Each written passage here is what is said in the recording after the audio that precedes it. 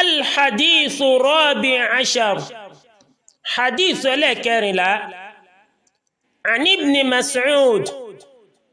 لا تيودو أما مسعود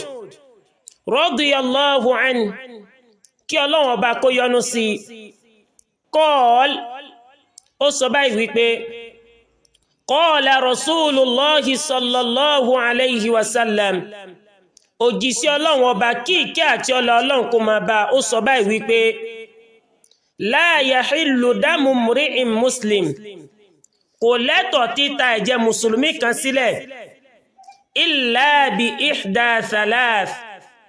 àyàfi pẹ̀lú ìkan nínú àwọn nǹkan mẹ́ta